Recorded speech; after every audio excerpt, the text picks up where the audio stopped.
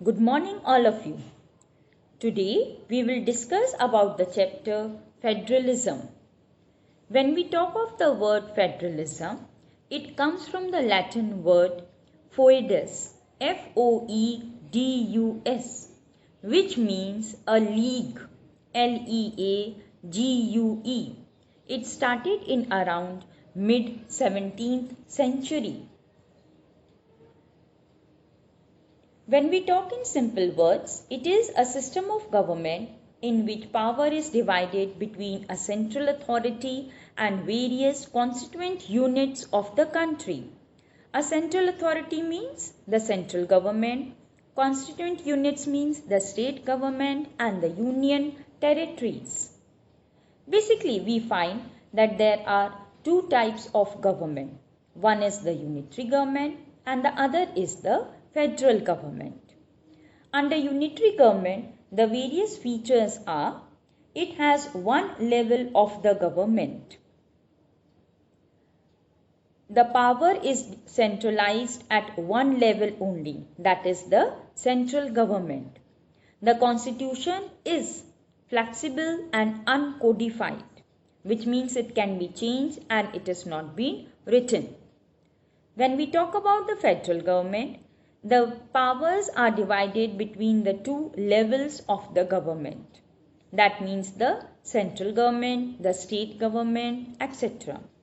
The constitution is rigid and codified, which means that the constitution cannot be changed by only one level. Both the levels have to sit together to change it. Second, that it is being written over there. There are two main aspects for an ideal federalism to be followed. First, governments at different levels should agree to some rules of power sharing together, the central and the state. Second, trust and agreement to live together must be there.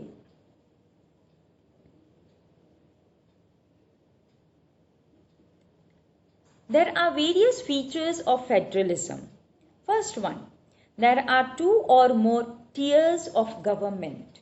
When we talk of tiers, it means the levels of the government.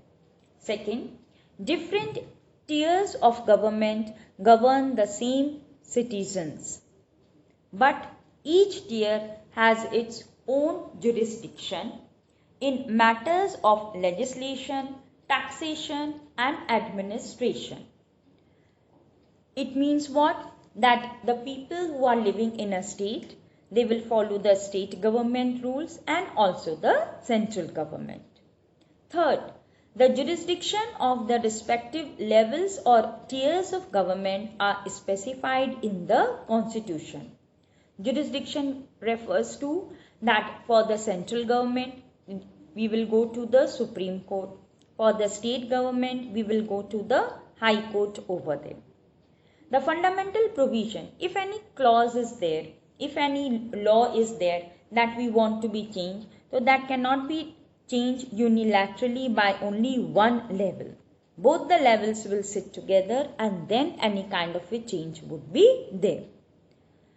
Next, courts have the power to interpret.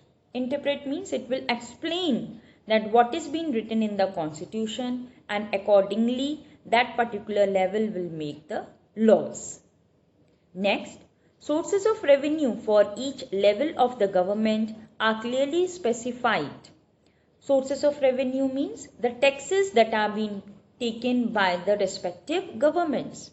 For example, the custom duty tax or the income tax that goes to the central government, the toll tax that goes to that particular state. The federal system has dual objectives: to safeguard and promote the unity of the country and at the same time accommodate regional diversity.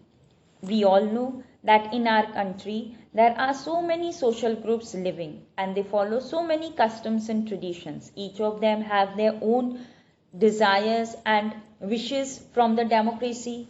So all these things will be taken into consideration and then a law would be formed. There are basically two types or roots of federalism. First one, the coming together federation. The other one, holding together federation. When we talk about the coming together federation, it means that the independent states come together on their own to form a bigger unit. There are many small states. They all are coming together to form a bigger unit over there. Means they will become a bigger group. And when they will become a bigger group, the security would also be increased over there. And they will pool in their sovereignty and retain their identity. It means that now they will not function independently, but they all will be grouped into one. But they are coming from different states over there. All constituent states have equal powers. For example, USA, Switzerland, Australia, we find this kind of a type or root of federalism is being practiced. On the other side, holding together, in which large country decides to divide its power between the constitutional units and the center. Constitutional units, when we talk, that means the state government, the union territories, etc. Center is more powerful than the state. Third, the constituent units of federation have unequal powers. We see that there are some states which have more powers or they are being given some more privileges over them. Similarly, the union territories have less amount of privileges than the states. For example, in holding together, India, Spain, Belgium, we find this kind of a root or type of federalism being practiced. What makes India a federal country? The list system that is being introduced makes India a federal country. When we talk about the list system, it means the subjects that are being given at the various levels. Some subjects that are being given to the central government, they will make the decision, and some subjects are given to the state government on which they can make their independent decisions. And there are some subjects on which both of them together will make the decision. First we talk about the union list. It includes the subjects of national importance, and we want that throughout the whole country same kind of a law will be followed over them. So only the central government makes the law. For example, defense, banking, foreign affairs, etc. State list, in that only the state government makes the law and the subjects are of local and state importance.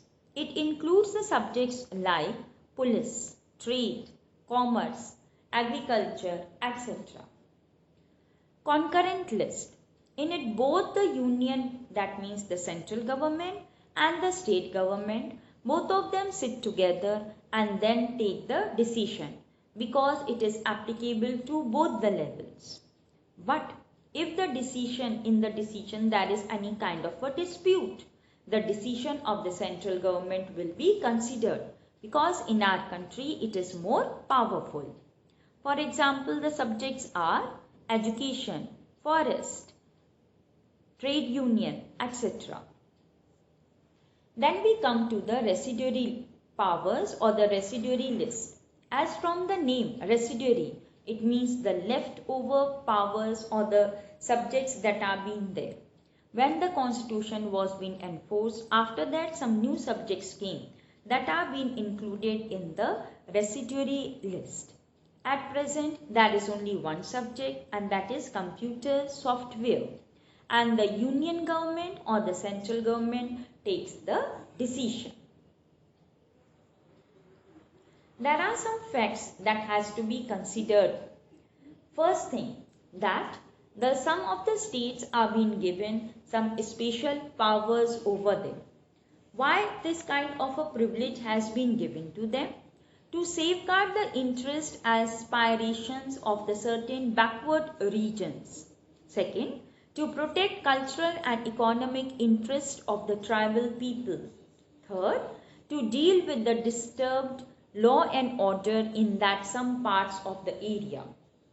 What kinds of benefits are being given over there? Concession on the excise duty to attract the industries to the estate. Preferential treatment in getting the central funds. 30% of the center's gross budget also goes to special category estates.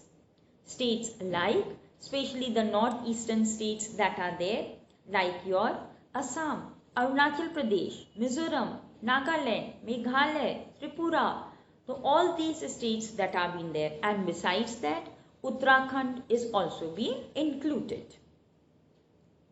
There are some areas which are too small to become an independent state, but which could not be merged with any of the existing states.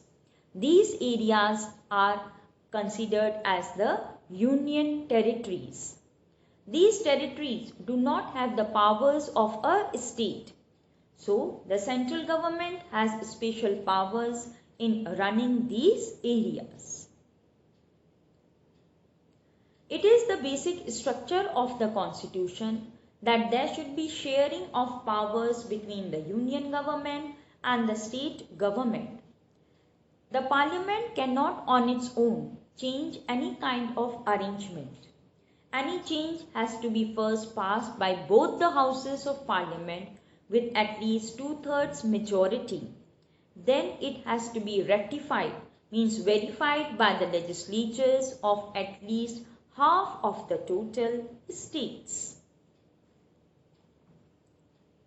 Thank you all.